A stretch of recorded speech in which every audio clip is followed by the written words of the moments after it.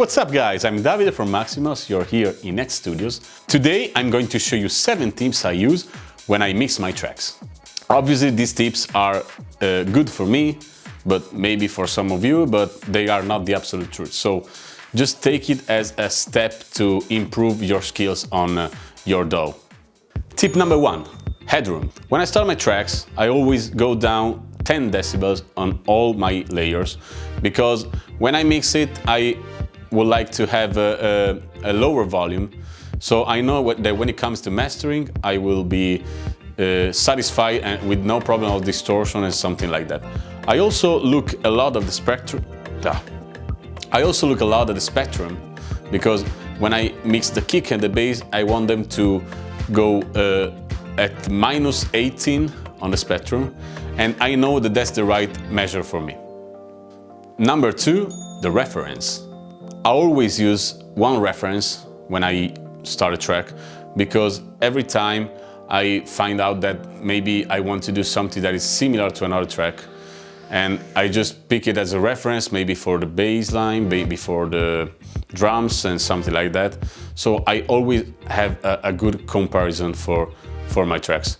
Obviously, when I have all the right things, I just cancel the reference track because I want the track to sound as my own tracks. So I don't need it anymore. But it really helps my workflow, because if I know my track is similar to another in terms of sounds, I can go on because the measures are really good. Tip number 3, reverb and delay controls. If you have seen my latest videos, maybe you have noticed that I use a lot of reverbs and delays, but I use as a group in every single channel, because I don't want to use returns and sends, just because maybe every reverb is different from each other. So I wanted to have in every single channel I use the reverb, his control. Using them helps me a lot in my processing, because I always have some layers that are only reverbs and delays, so I can process it and use it like they are another channels. So basically, when you layer a reverb and delay, you can control them separately to avoid that something in the mix is going wrong. Tip number 4, don't be lazy on your automation. Automations are the things that made me choose between FL Studio and Ableton, because in Ableton the automations are more organized compared to the FL ones. And every time I open a new automation, I feel like I can do anything with the sound, because you basically can control everything.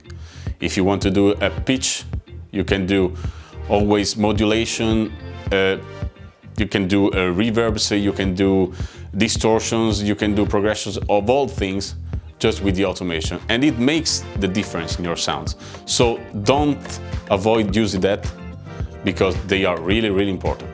Tip number 5, cut the lows where you don't need them. The lows are the most difficult part to mix, because if you don't do this correctly in your master, you will have clashing frequencies and something that you don't like to hear. So when you use also an FX, maybe an uplifter, a downlifter, make sure your lows are cutted out, because even if they are really low in the volume, when you put them together, they just start increasing, and in the end you will have some frequencies that you don't know where they come from. So in every track you don't need them, cut the low. Even with a little EQ from Ableton, FL, it's not important, but just cut the lows, because this makes the difference every time. Tip number 6, use high quality samples.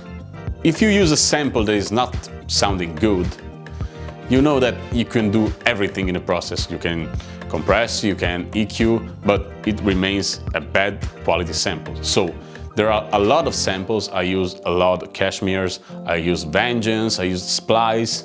There are a lot of samples that are really good in the market right now. Try to use them, because it will increase the quality of your final sound. And number 7, don't be afraid to do any mistakes. There are a lot of tracks that maybe you don't know that are born by mistakes, like a G6 by Forest Movement, like some of my own tracks. There are a lot of tracks like this.